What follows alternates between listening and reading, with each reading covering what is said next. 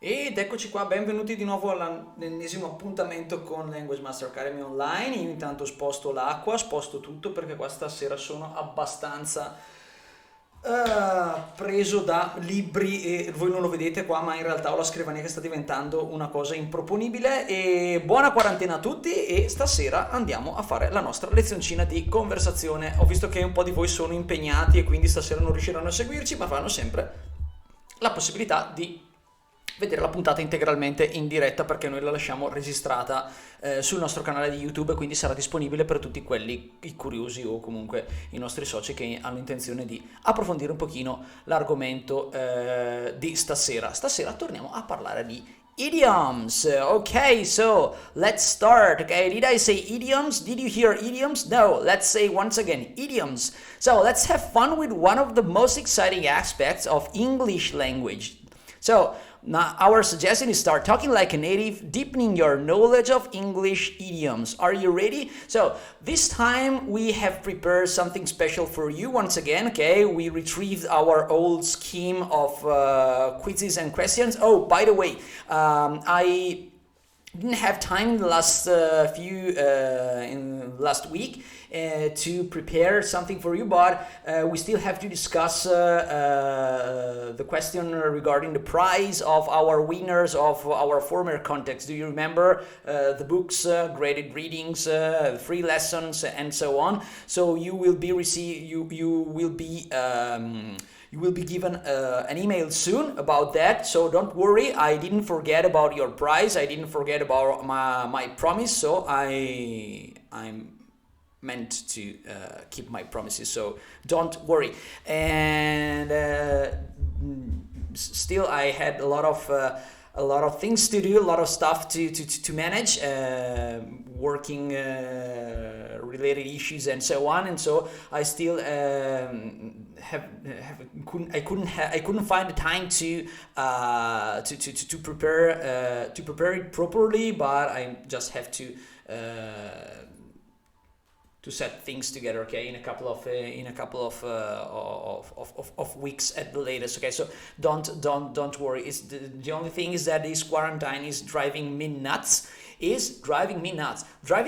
To drive somebody nuts. What does that mean? This is a famous idiom. Let's find out together with some trivias and information about idiom origins and stuff like that. And also, I also have prepared some quizzes for you to find out. So let's discover the first quiz of tonight. The first quiz is stop ironing my head. Stop ironing my head. You know that iron can be a noun, okay? And we can talk about iron when we want to talk about raw materials, for example. So you may know iron as a metal as well as copper, steel, and other alloys, for example, aluminum, which is American English, or aluminium, which is the British English version. It's up to you to decide whether to use. If you want to adopt American English, let's just use aluminum. If you want to use aluminium, you know that you are talking in British English. You're using British English version.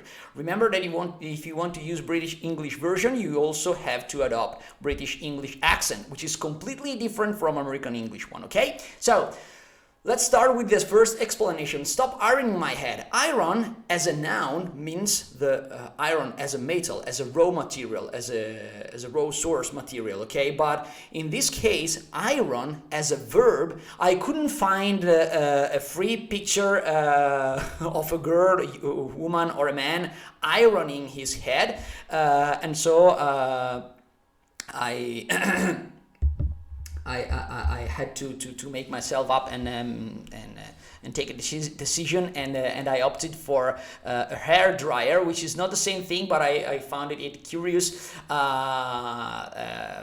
It's not the same thing, but when you iron your head, you have a hair ironer, okay, and you stretch your hair using this tool, okay, to comb your hair in a fashionable way or stuff like that. So when we are talking about hairstyles, we can use different tools to do our hair, and we can use a hair dryer or we can use an iron. But iron is also the tool, the instrument that you use to iron, okay, clothes, okay, the iron. And the action is ironing, to iron something, or to iron a shirt, to iron your pants, and so on. But in this case, we are in front of an idiom. What is the meaning of this idiom? I want you to join me, and I'm talking particularly to you, to my students of Thursday night classrooms, which are also members of our WhatsApp group, to join the conversation and try to guess the very meaning of these of the following idioms that I'm going to present to you. You can either use our WhatsApp group, which I am always keeping an eye on it, okay, and I keep monitoring it here in the corner of my table or of my desk. But you can also use the chat room, and you can take advantage of the chat room to talk together with us and join the conversation online live. Okay, so stop ironing my head. What does it mean to iron somebody's head? Let's find it out. Okay, here I have a quiz for you, and the question is, stop ironing my head. We have 3 possibilities, but only one is true. And then if you want, I'd like you to join the conversation and maybe add some examples of yours, and try to use this idiom in real conversation contexts, okay? So let's start. We have stop ironing my head. Could that mean you are combing my hair in a wrong way? You are annoying me? Or you are pleasing me, but now I am busy, so please go away. Okay, what could that mean? I'll give you some time to think it up and try to work out a solution. And if you can find the time to, okay, try to think of some example sentences, okay? So let's see who's online, okay? It should be Michaela and maybe Deborah and a couple of other people. Okay, you're ready. Okay, and I'm reading who's next. Okay, there are not many people about not many members of the Thursday evening class. So if Chiara, if you are there and you want to join the conversation, because tonight there are a couple of members of the Tuesday classes and not many of the Thursday class because they are busy at work, unfortunately. And so we can move on to the solutions if you cannot find the time to answer right now. So if you have no possibility to write to me, don't worry. Okay, I'm going to give you all the explanation step by step, and then you can watch it online whenever you feel like. Okay, so stop ironing my hair. It's not about combing people's hair.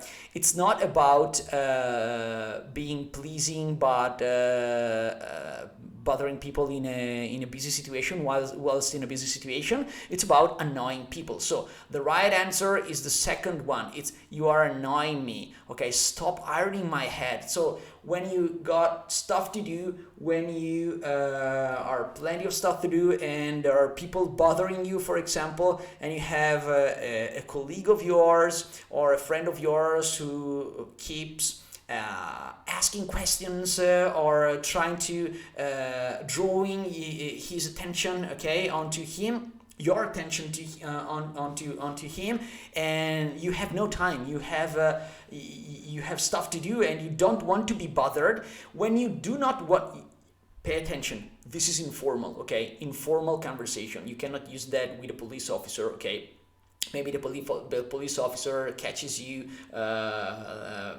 parking in a forbidden area and says, "Oh, may I have your documents, sir?" And you say, "Oh, please stop ironing my head." You will end up in jail, I think. So please use that with consideration. Okay, so think before talking. Okay, and always consider, pay attention to the context. Okay, you cannot use such idioms with the wrong people, but you may experience these idioms. You can happen to listen to them while maybe watching a TV series, or while watching a movie, or listening to some radio programs, or listening to some song lyrics and stuff like that. And so they're a very useful way to learn a lot of things about unusual conversation patterns, but usually a lot of them are really informal. So you can use them in spoken English, but in informal conversation. Okay, so you cannot say, you are not supposed to say "stop ironing my head" to a police officer or to a law enforcement officer. Okay, maybe, okay, it's not could not be fun. Okay, so yeah, please stop ironing my head. Okay, I don't think it's okay, because "stop ironing my head" is a way to say "scram." You are pissing me off. Okay, you are driving me crazy, and I'm a little bit pissed off about that, and I don't want to be bothered, and so please stop ironing my head.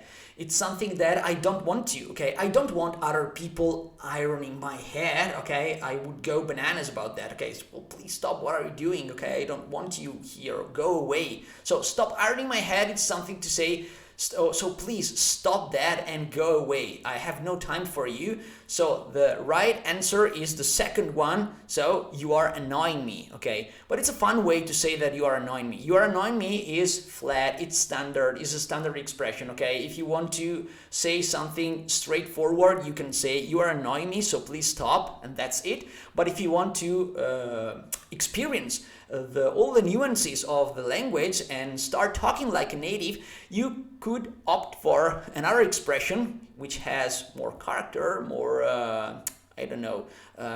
more appeal maybe, and it can have different nuances. Okay, stop ironing my head. It's a very funny way to say that you are pissed off. And also you can use it with a little bit of irony. Using idioms sometimes adds sort of spice to your conversation. It's not flat, standard, and cold. It's just like, hey, please stop ironing my head. You can use it in informal conversation with friends. Instead of saying you are breaking my balls, so scram or go away from me, I hate you, I don't want to fucking see you again, your face again. No, you can say something better, maybe stop ironing my head. Okay, so let's move forward to the next one. Oh, this one I really like. Put the pedal to the metal. There are a couple of trivia to know about this this idiom, but firstly, let's move to the definition of it. What does put the pedal to the metal mean? We have two keywords: the pedal, okay, which is related to the car, to the automotive industry, okay, to racing, okay, and metal, okay. We have talked about iron, now we're talking about metal. Pay attention that particularly in American English, when you say M-E-T-A-L, you pronounce it metal, okay? You used to sort of swallow that T sound, so when you find a T sound between two vowel sounds, okay? A T sounds between two vowels, in this case we have a T which sticks between an E and an A.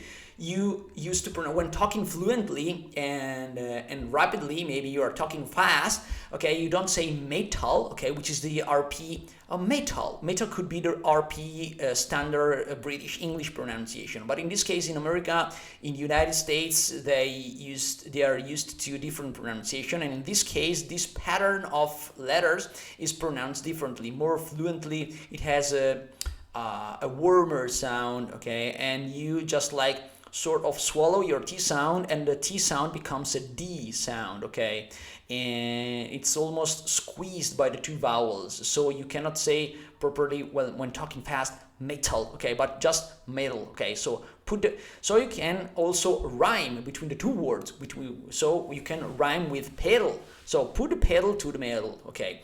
Let's move to the very meaning of this idiom first, and then we are going to watch.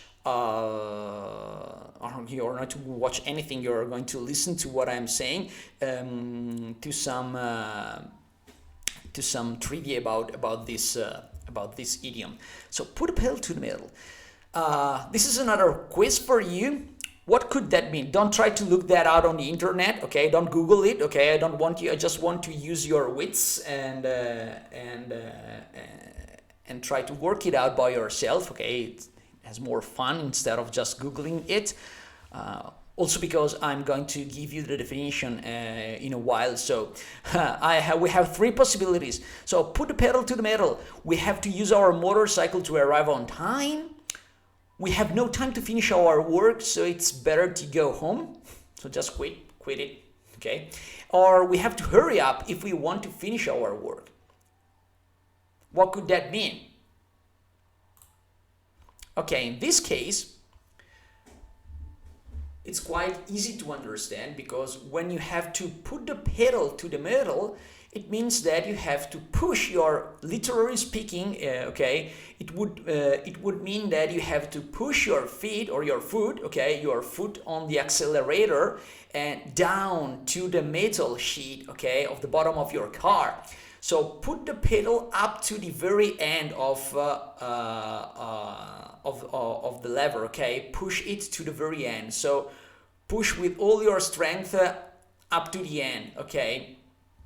And so that is the meaning of put the pedal to the metal. So when you press the accelerator, you go faster. When you go faster, the meaning is that you hurry up. So the true and one and the only, yeah, whatnot, the real answer, okay, the true answer, correct answer is the third one, okay. So we have to hurry up if we want to finish our work. So let's suppose that you have to carry out a task at work or at school or whatever you are, and you're a bit late with your work, but you have a deadline. You have a strict deadline, and you have to respect your deadline. You have to give back homework to the teacher. You have to deliver a product to a customer. Whatever, you have to prepare dinner because you're planning a party. You're having a party tonight, and guests are coming up, and you still have to set the table or to cook Okay, hey Alessia, how are you doing? That's the third, okay. Yeah, we have to hurry up if we want to finish our work. That's what I'm saying. Great. And I'm reading the chat room right now, and yeah, okay, so maybe guests are coming and you're a bit late, or so you are in a hurry, but there is no time, there is no much time, so time is running out, and your friends and family can say, so if you want everything to be prepared, everything to be ready for the guests to arrive, we have to put the pedal to the metal, okay? It doesn't mean that you have to take your car and go faster for a race, but it just means that you have to hurry up, and you have to do it faster, okay? So put the pedal to the metal. What's the origin of this idiom? This is a quite recent idiom. There are a lot of idioms which originated in late 15th or 16th century, or even earlier than that, even earlier than the modern version of English was spoken. For example, there are idioms made up by Shakespeare's and other idioms originating by the very first translation of the Bible in English, and in around 15th century, and also there are some others which have historical origin. In this case, we are talking about an idiom which originated more or less around the 70s.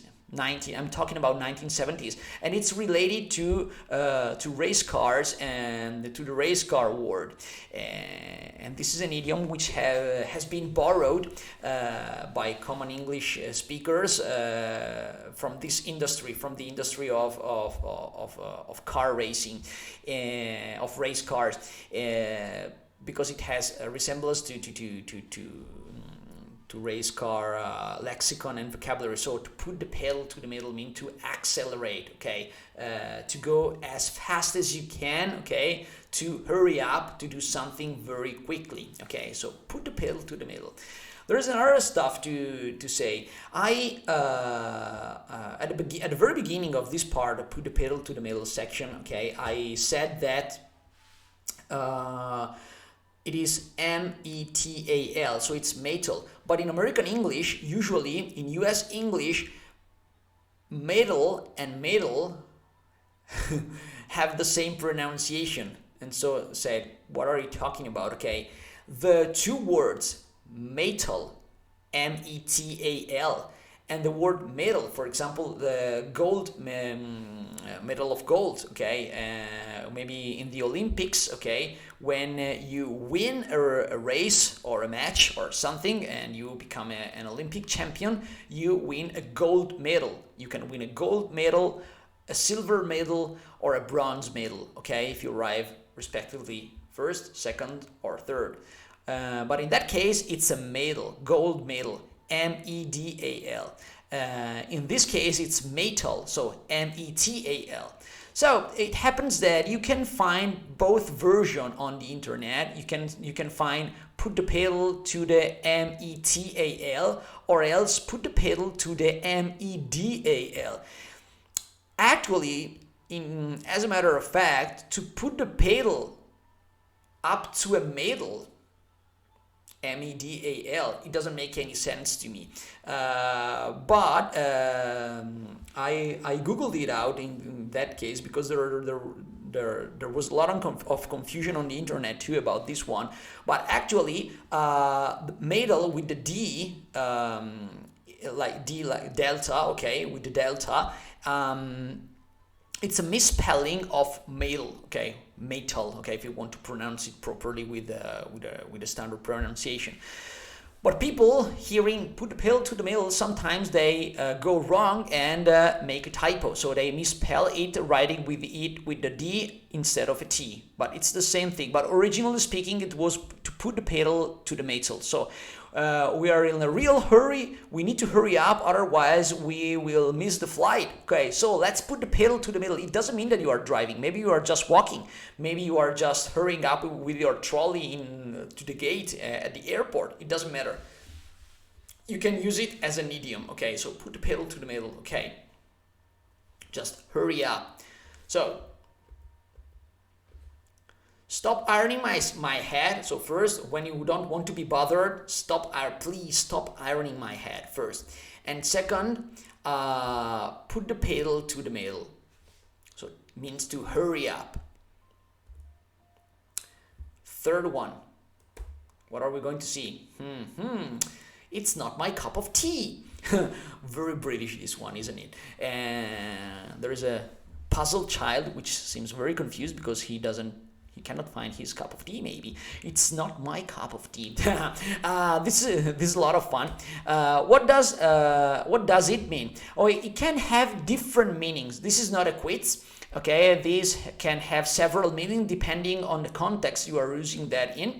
For example, when you say that something is not your cup of tea, it doesn't mean that you cannot find your true cup of tea, okay? Or you're confused because there are too many cup of teas on the table. No, it doesn't matter. You don't have to use that way. But it's not my cup of tea means that first, you know something, okay? You are talking about something and you know some information about that, but this is something that you dislike. And when you talk about something, instead of saying, oh, I like this, I like that, I don't like this very much, and I don't like that very much, okay, you are expressing the concept, but instead of saying I dislike, it's not to hate something, okay, it's not not so strong, it's not so extreme, but it's that you dislike something. For example, yeah, you know that you listen to a lot of music, but all music that you listen to is techno and dance, and you know I'm more a metalhead, and really dance music, it's really not my cup of tea. Okay, so dance music is not my cup of tea. So it's not my musical genre. It's not something that I like very much. Okay, it's not in my chords. It's not my cup of tea. Okay, in a word, I'm not used to drinking in that cup of tea, in the cup of tea of dance music. So it's not my cup of tea. Or maybe you are talking with a friend about movies. Oh, I have been to the movie theater recently. No, we cannot go to the movie theater because there's a quarantine. So let's just change example. I was on Netflix last night and I saw a wonderful, terrific horror movie by Elijah Roth, and it was so gruesome, so violent. Oh, yeah, I believe you, but really, horror movies are not my cup of tea.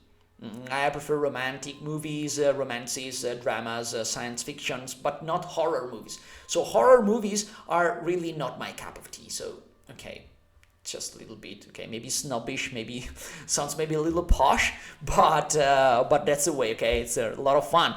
Or a second meaning that you can have is that you know something, but you don't want to get involved in it.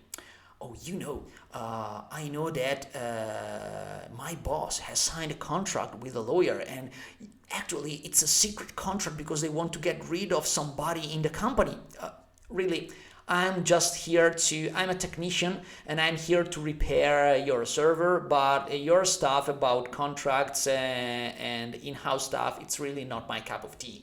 That is, I don't want to get involved in it. So please keep me away from that. I want to stay away from that. I don't want to mess up with stuff like that. Okay, so there is another expression, okay, we can mess up. I don't want to be messed up. I don't want to end up in something, or I don't want to get involved in something. There are a lot of ways to express the same meaning. Only we can give different nuances depending on whether we want to use a phrasal verb or whether we want to use an idiom instead of a standard regular expression, okay? So, do you want to talk like a grammar book?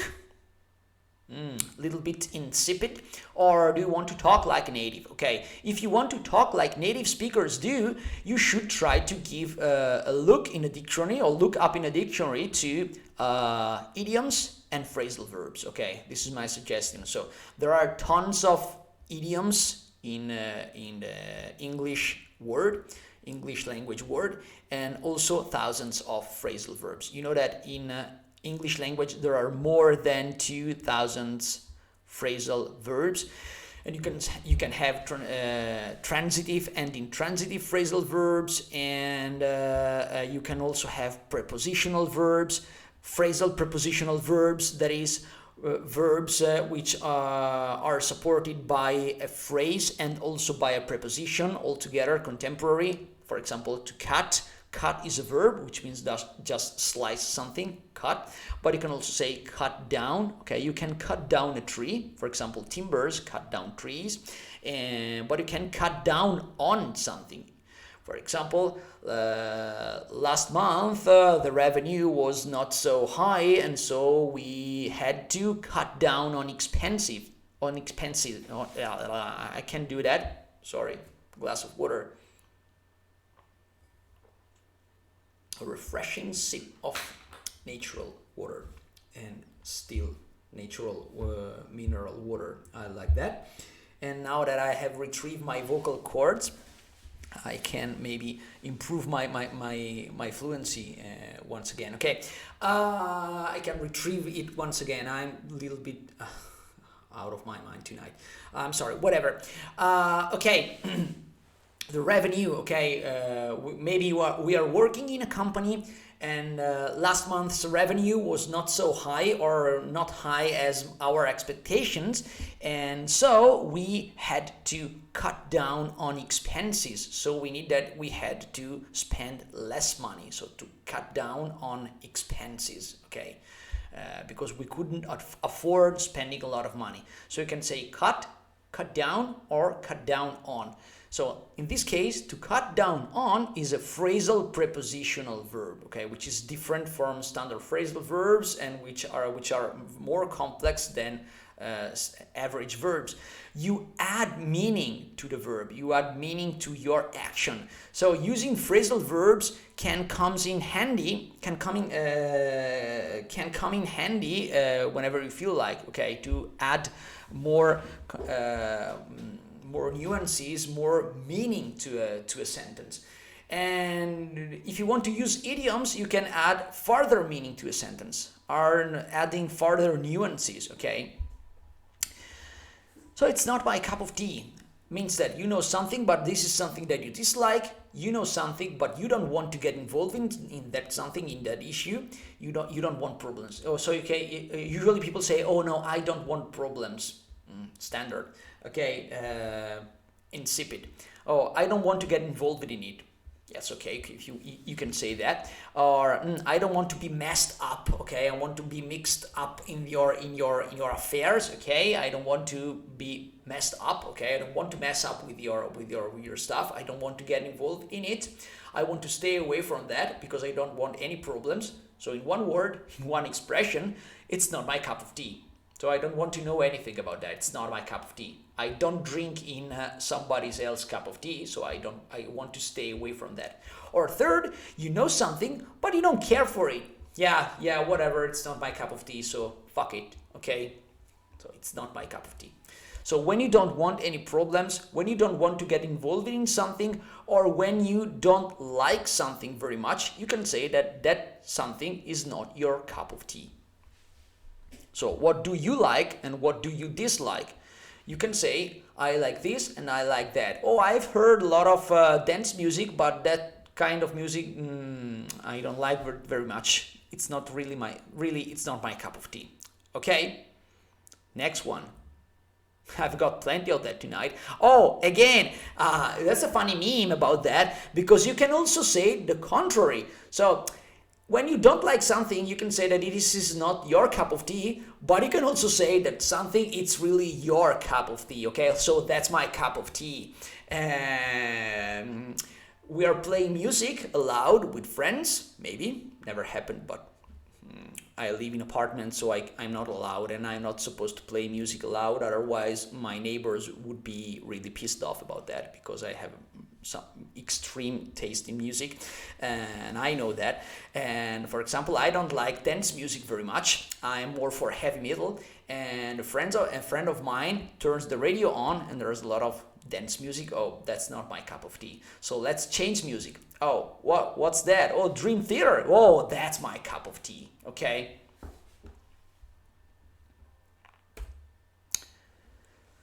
So Dutch courage. What does Dutch courage mean? Okay, Alessia, you're there in the chat room. Please try to think it out. Try to work it out. Okay, what is the very meaning of to have Dutch courage? Okay, are Dutch people really? That could be a little bit maybe politically not properly correct, not so politically correct, let's say. And nowadays, but once upon a time, because this is a very ancient idiom, it originated during the 30 Years' War. And I'll tell you when, because I took notes about that, because I didn't know, but there are several origins. Rumor has it that it was used during the 30 Years' War, so that is to say, if I can find that out, I took notes about it, but I couldn't find it anymore. And some people say that it originated during the 30 Years' War with the English against the Dutch to have control on the maritime routes, okay, for during during colonialism, and eventually Dutch and the British Empire came to war in 1652. So from 1652 to 1674, there were different wars between the United Kingdom and the Netherlands, and rumor has it that the Dutch courage originated at that time to refer to something particular.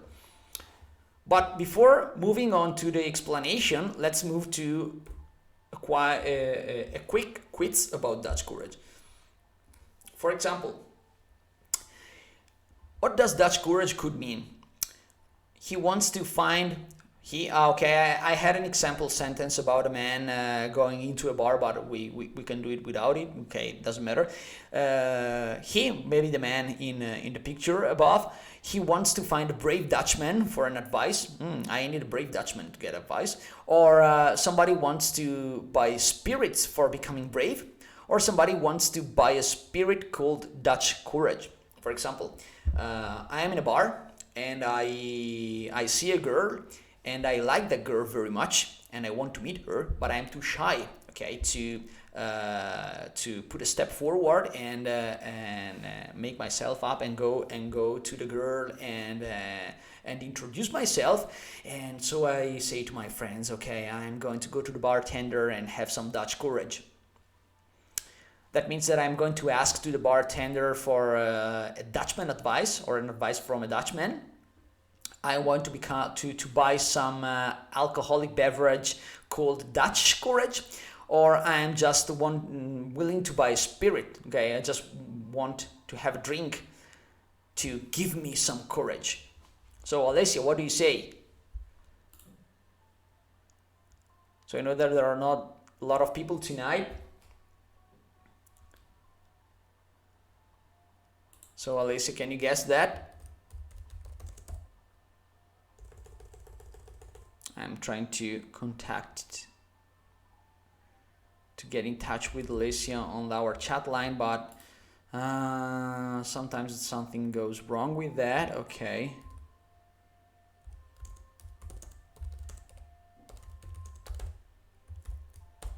Okay, I'll give you some seconds to work it out, and let me check our WhatsApp group. Okay, no answers at all by now so far. So yeah, go Alessia. So the second one. Oh, I'm sorry.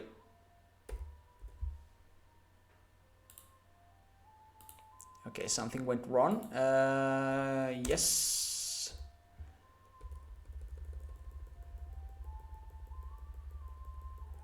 Okay, I have to retrieve the slide one second.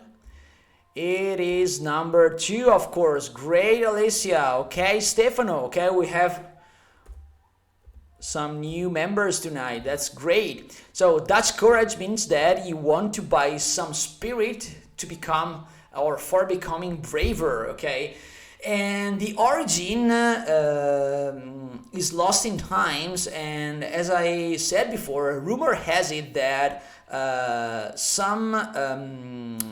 some people think that this idiom originated when the English army and English soldiers used to drink a sort of alcoholic beverage originating from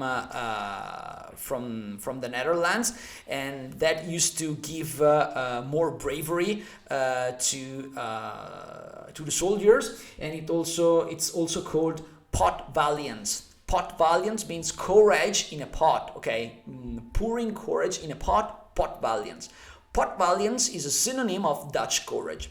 Other people believe that the origin of this expression originated from the 30 Years' War, but it was that Dutch soldiers used to drink alcohol to become braver, and when they were intoxicated by alcohol, they were even braver than before. And so Dutch courage. So I have some Dutch courage, so I have to drink some or sip some whiskey or something strong, okay, to raise my courage level, okay, to become braver. So that's Dutch courage. Oh, then we have a Mexican standoff. What is a Mexican standoff? A standoff is standing off. Okay, so you are off something, standing.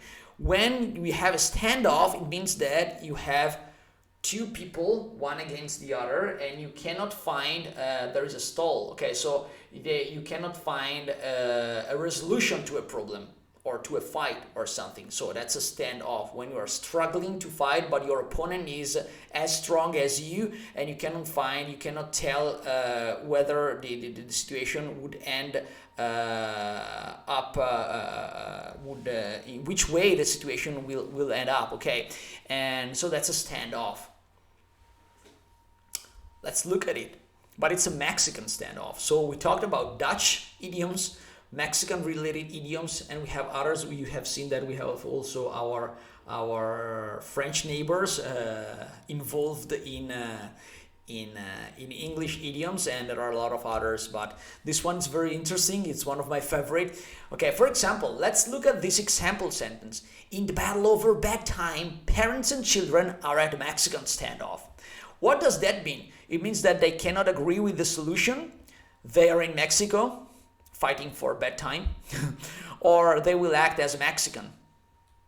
I don't know many Mexican actors. I know that nowadays on Netflix we have a lot of Mexican TV series, but since I don't watch Netflix, I don't know, maybe you don't matter that I do. And so in the battle over bedtime, so that is, I'm going to explain that quite clearly, but it seems that it is quite plain, the meaning, okay? I don't think they are in Mexico, okay? Or maybe they are, but it's not the very meaning of it. It's not that you can have a Mexican standoff in Mexico, but you can also have a Mexican standoff in the Antarctic Ocean, okay? It doesn't matter where you are. What's important is the context, is the situation, okay? So when you have a Mexican standoff, it means that you cannot reach a resolution, okay? So maybe in this case, there is the battle over bedtime. So parents are scolding children because maybe they want to play and they don't want to go to bed. And children say, please, Dad, half an hour, we want to watch cartoons. We still want to stand up, to stay up till late. We want to have a talk. We want chocolate. We want this. We want that. No, you have to go to bed. It's too late.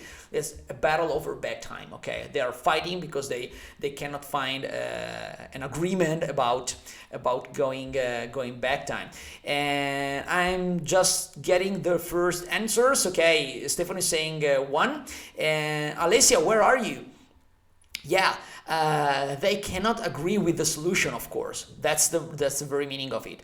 Okay, so parents want their children to go to bed, and children don't want to go to bed, and so they are fighting, they are arguing, they are quarreling about that, and that is called, when you cannot find a solution because they cannot agree with the solution, that's called a standoff.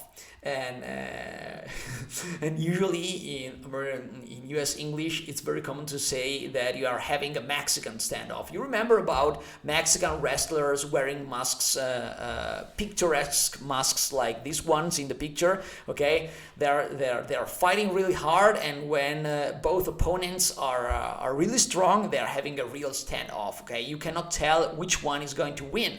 So that's called a Mexican, originally speaking, a Mexican standoff. Okay. Because both people, both opponents are very strong, or they are very stubborn, okay? It's hard to convince. What is a stubborn person? Stubborn person is a person who is really, really, really hard to convince, which has strong ideas, and it's not easy to convince somebody with strong identity and strong ideas, so you're stubborn. And when two people are equally stubborn, you can have a lot of Mexican standoffs. Okay. Taking a French leave. Okay, we have a French girl leaving a lavender field. Okay, and she's maybe taking a French leave. We don't know. What does that mean? Okay, here we have another example sentence. My only plan was to take French leave and sleep out when nobody was watching. Quite clear, isn't it? What does that mean? It means that she's going away without telling anybody, or she's picking up some leaves without being noticed, or is she stealing a French green card?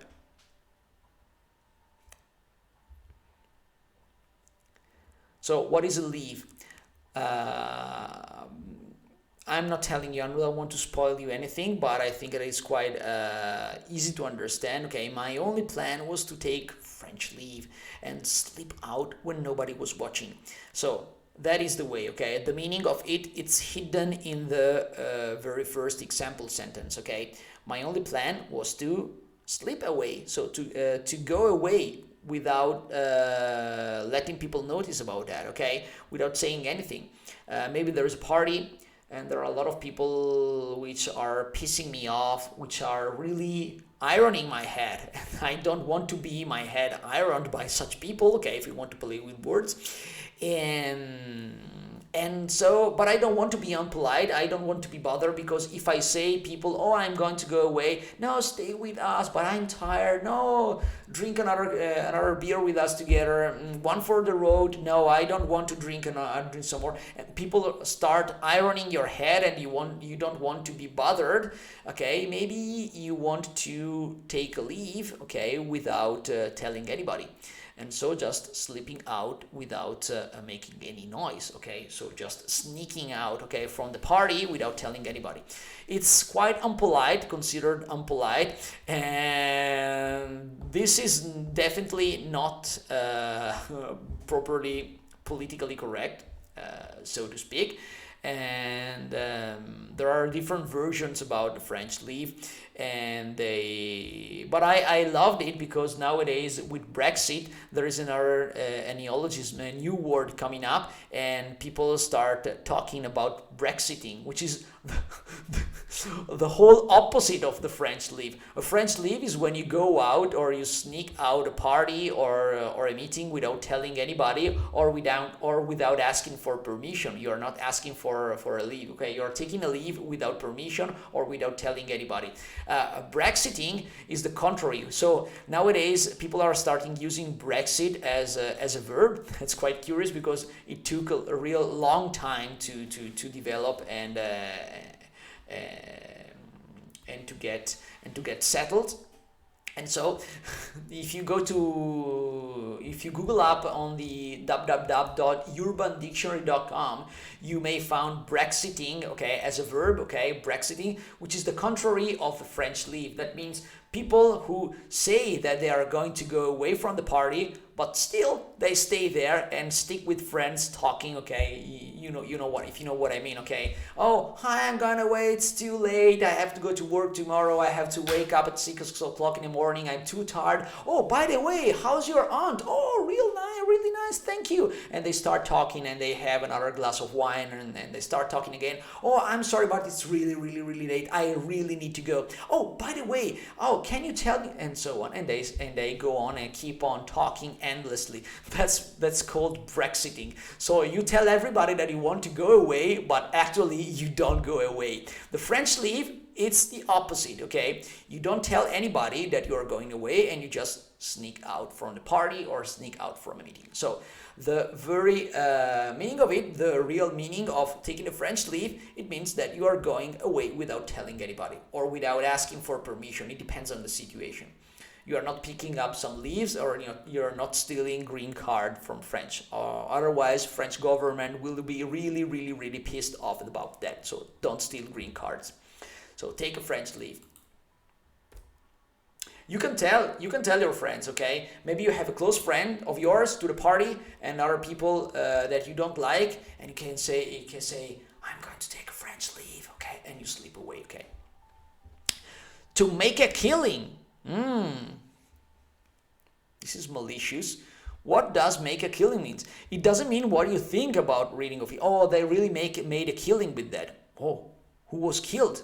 No. If you hear people saying making a killing, or somebody made a killing, it's not they are not talking about genocide, hopefully, okay? But they are using another idiom. For example, to make a killing. Here we have another example sentence. I made a killing in the stock market this year, so I bought a house. It means I killed someone, and for relaxing me, I bought a house. Just like any professional murderer would do. Or you broke something, and I broke something, and I bought a house for escaping from my town. You broke something precious, or something important. Or I earned so much money that I succeeded in buying me a new house. To make a killing. So let's say I can see you answered one, but I don't know, I don't remember anymore if you answered number one to this one or the previous one. But since time is really running out, we have to put the pedal to the metal and apt up this lesson. And I'll tell you that making a killing means the first one, okay? The very meaning of it is the first one. No, I'm sorry, the third one, okay? nobody was killed. You earned a lot of money, and you succeeded in buying. You managed to buy a new house. I made a killing in the stock market this year, so I bought a house. I make a killing, so it means that you succeeded in earning a lot of money in this case. But take into consideration that when something is killing, or when something is killer, you can use it killer also as an adjective, as a pre-modifier. Or for example, when you use killer as an adjective, it means that something is really, it's top notch, it's terrific, it's wicked, it's awesome, fantastic, okay, wonderful, whatever. And when you are amazing too, okay, and when you are amazed, you are awed, you are surprised positively by something, you may say that very something is something which kills, okay, that kills, okay. Or that kicks ass, okay. Oh, that's a kick ass, okay. Kicking something in the ass, it's not really a polite expression, but if something kicks ass, it means that it's like a boss, okay. You are doing it like a boss, you are doing it great, you are dealing with it, and you know your stuff, and that's it. So that's killer.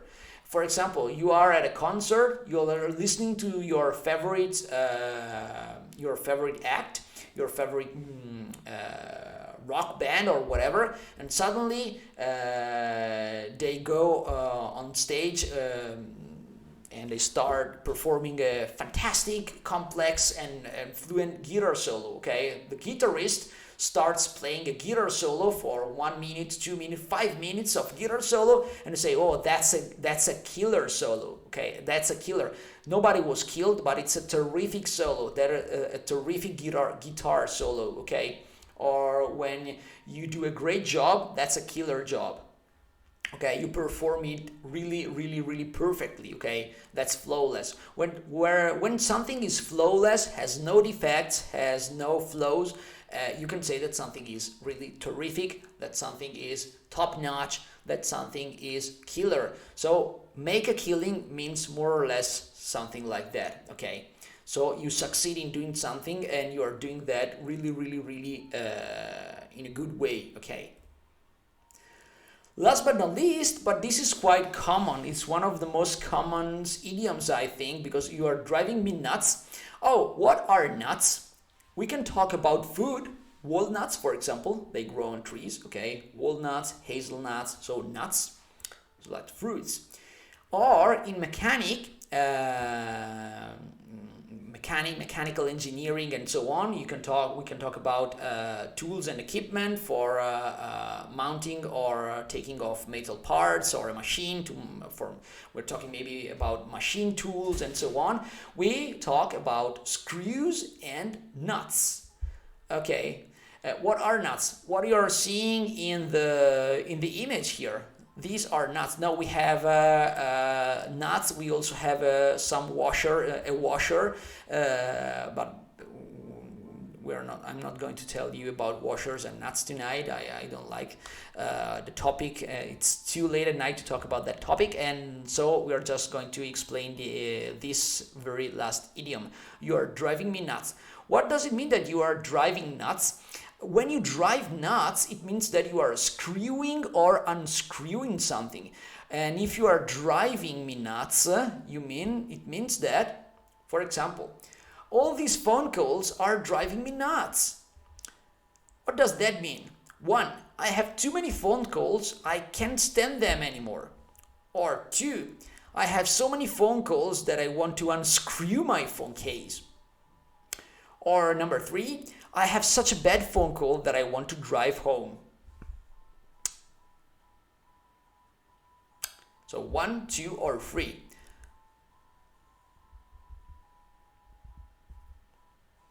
When you drive somebody nuts, or when people drive you nuts, there are several versions of these idioms. You can say that you are driving me nuts. You can say that you are driving me bananas. I love that one. And you can say, more commonly speaking, that you are driving me crazy. Literally, when you drive somebody crazy, it means that somebody is out of his or her mind. And it could be that he or she is really excited, but usually when you drive somebody nuts or crazy, you are pissing somebody off. So they are making people angry, they are making people upset, they are going mad, okay? They are going crazy, furious about something. So in this case, you don't want to drive home, you don't want to unscrew anything, it's no literal meaning, and that's why they call them idioms. But you have too many phone calls, okay? You have had maybe in the morning, and I can't stand them anymore. I don't want to call anybody anymore. They are driving me nuts, okay? I'm pissed off, I'm fed up with that stuff. I don't want to hear anybody, okay? They're driving me nuts, they're driving me crazy, and I'm going bananas, okay? I'm really going bananas, and I'm really furious about that. When you go bananas, you say, okay, you are really, to be bananas, to go bananas, or to drive somebody bananas, it means that you are making somebody angry, or you are going to get angry. And it has nothing to do with bananas, it has nothing to do with fruits. You can use nuts, you can use bananas, and so on. I love the part of nuts because it means that people are unscrewing your head, and you start losing pieces of your rationality, and you cannot think lucidly anymore, okay? You cannot think properly anymore, and so you are going nuts, you are going furious, you see everything red, and you become furious, violent, or start yelling, screaming, and cursing maybe, I don't know, okay? They are driving nuts. And this is curious because it originated from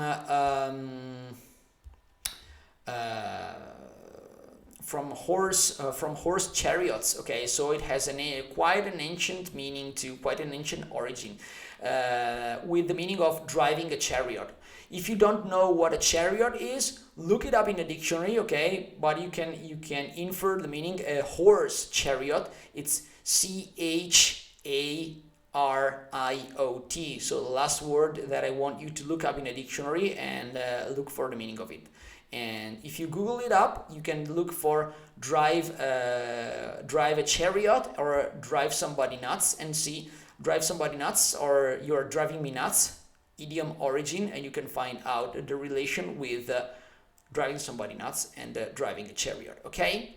So I think we are done for tonight because I have to switch to our Japanese class, and I hope you enjoyed this lesson on idioms. I don't remember if I had other idioms. No, this was the last one for tonight, and I hope you enjoyed this part. And if you want to make a research, you can look it up in Google or in a conversation or in a slang dictionary for more idioms, like the classical one, it's raining cats and dogs, and others. There are tons of idioms in English language word, and if you want to improve your language and your spoken language style, you can enrich your cultural background by looking and learning as many idioms as you want, okay? So that's all for tonight, and next time will be next week on Tuesday from 8 o'clock to 10 p.m. Always on Language Master Academy, online, on air. Always here, and take care and have a good night.